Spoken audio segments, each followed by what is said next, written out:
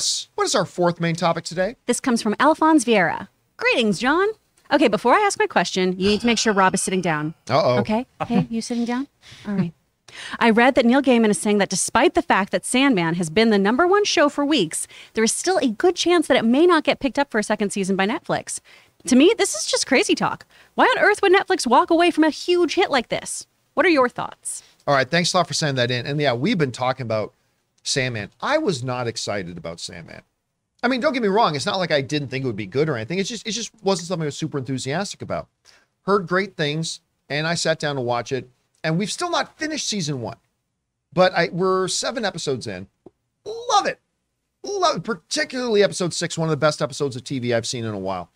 Really enjoying this show. And apparently a lot of people do, because it has ranked at the top of the Netflix top 10 globally for a while. And it's getting rave reviews.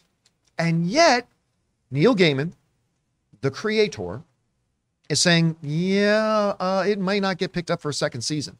Now, why? Let's talk about that. This comes to us from the folks over at Variety, who write the following. The Sandman, Netflix's TV adaptation of Neil Gaiman's sprawling comic book series, is approaching its third week at the top of Netflix global top 10 list.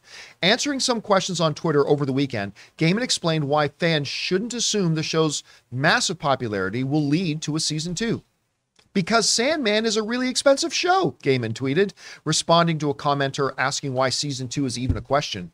Gaiman continued, and for Netflix to release the money to let us make another season, we have to perform incredibly well. So yes, we've been the top show in the world for the last 2 weeks. That still may not be enough.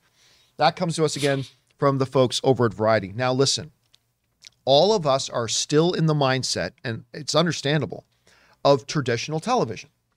If a show does really well, gets lots of eyeballs on it, that means the network is making more and more money. Therefore, no brainer, you make another thing. But the world of streaming is different. Netflix doesn't make 1 cent from 10 billion people watching it versus if 10 people watched it. It doesn't make any difference. The show's value on Netflix directly comes from, do you acquire new subscribers? And if you've already subscribed, then everybody who's going to watch, and this is one of the problems we've talked about this before, about why Netflix will take some insanely popular shows and cancel them after 1, 2, or 3 seasons. It's because they look at it. What's that? Mindhunter. Mindhunter, exactly. Is a great example of that, actually. It's because of this. They're like, anybody who was going to sign up to Netflix to watch this has already done so. And therefore, if we spend another $50 million making another season, another $20 million making another season, that's just $20 million we're throwing away. And so we move on. And Neil Gaiman puts it perfectly. Sandman's an expensive show, man. It's a gorgeously beautiful show. And it costs them a lot of money to make it. So for Netflix to greenlight a second season, they got to believe that more and more people will sign up to the network, or it'll create an atmosphere where they'll be able to retain more and more of their subscribers if they put out the money. But does the money justify what they're going to get out of it? Are they getting bang for their buck? So those of us who love stuff like Mindhunter or The Dark Crystal or Sandman may find that they put out something that we love, but then they don't continue on with it because they're not making any more money off it. Now, every once in a while, you get an exception like Stranger Things. Stranger Things has become like their calling card. Stranger Things is like Netflix's calling card. So they have kept that thing going for sure. Thank God, because the latest season is the best season they've ever had. Good.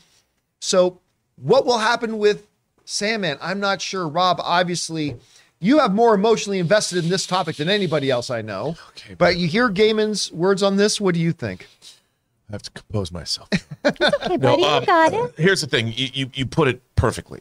I mean, I'm hoping that this show continues word of mouth. People are finding that this show is very unique, just like the comic was. The problem that they're facing is, so the Sandman, even when they drop that final episode, you're 18 issues into the Sandman. They're going right in order of the comic for the most part. The next season is going to be one of the most expensive seasons. There's no way to do it cheap.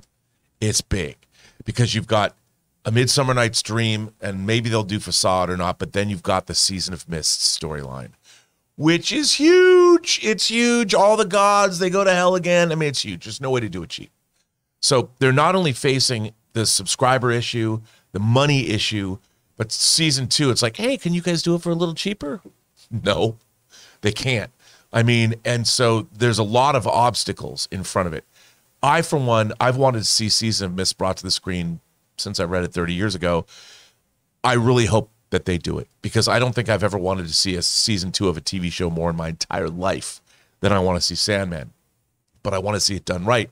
But I'm hoping there is something about this show, John, that is casting a spell over people. So I'm hoping that maybe it'll have some legs as far as Netflix is concerned. People will hear about it, they'll tune in, and they'll see repeat viewing. Number one for weeks. I know. I think like the comic, when people were open to it, it casts a spell. And I think the show has that. And hopefully, especially with this bonus episode, look, if all we get are these 18 issues of the comic translated into 11 episodes of TV, if that's all we get, I'll be like, you know what? That's a great adaptation of my favorite comic of all time. It'd be better if we get season 2, though. By the way, Neil Gaiman earlier planted the seeds on Twitter suggesting that, hey, the way the rights are structured, if Netflix doesn't want to pick it up, somebody else could. I mean, it's a big price tag, but somebody else could theoretically. Chris, you're here. I mean, to the way we are conditioned to thinking, the notion that the number one show in the world may not get a season 2 is just ludicrous to us.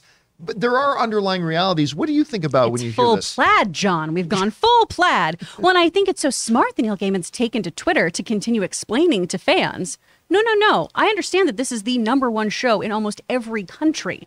That's not enough. I really need you all to continue showing up, to continue subscribing, to tell every single person you know to get a Netflix account and have them watch this show. He's really doing some wonderful, wonderful guerrilla marketing here.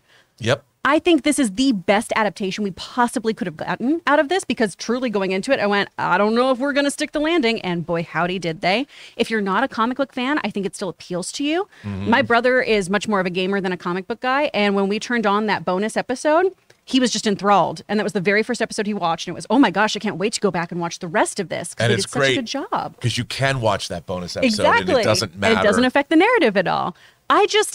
I don't want to live in a world where there is a gray man cinematic universe and not a season 2 of this. Well put. Bravo. Thanks. Very bravo. Well, thank you guys. Oh my gosh. Okay, well, I'm done. Thanks. But there's an analytic that a lot of people don't realize. One of the most important analytics that all the streamers look at, and this is a real thing. The analytic of what is the first person a new subscriber watches on our service? Yep. They track that stuff. That is a majorly, if not the most important figure and number that these streaming services, including Netflix, has, is they look at, okay, person 17BX5 just signed up. What was the first thing they watched? What was the first thing they went to? So if you are a huge fan of Sandman and you want to watch it, when you sign up to Netflix, make sure the very first thing you load up on Netflix is Sandman, because that will probably go a long way to helping it out. Hey, newly minted college students, when you're sitting there in your dorm room about to use your parents' Netflix pass, because you ain't studying, please just call mom and dad up and go, hey, mom and dad, I think it's only fair that I have my own Netflix account, and you tune into Sandman, because tell them RMB said, I want Sandman season 2. Yeah, Cowboy, Please. hey, you're going to get kicked off the account anyway, so this is the All time. right, guys, question is for you. What do you think about this? Have you been watching Sandman? And maybe you've loved it, maybe you haven't. What do you think about the idea that, like, the show that's been number one show in the world for a few weeks may not get a season 2? Whatever you guys think, jump down to the comment section below and leave your thoughts there. Guys, we want to take a second and thank the sponsor of this video, MasterClass. All of us here at the John Campea Show absolutely love MasterClass. With MasterClass, you can learn from the world's best minds, anytime, anywhere, and at your own pace. You can learn television writing from Shonda Rhimes, improve your comedy skills from Steve Martin, or you can learn filmmaking from James Cameron himself. With over 100 different classes from a range of world-class instructors, that thing you've always wanted to learn is close closer than you think. I have personally watched Bob Iger's lessons on business strategy and leadership at least 6 or 7 times. Every time I watch it, I learn something new that I get to apply to my own business as well. And the best thing about it is you don't have to sit down and watch an entire thing all at once. You can watch the individual segments or just as much as you want in any sitting at a time. So guys, when it comes to MasterClass, I highly recommend that you check it out. Get unlimited access to every MasterClass, and as a John Campea Show listener, you get 15% off an annual membership. Go to masterclass.com/Campea. That's masterclass.com/Campea for 15% off MasterClass.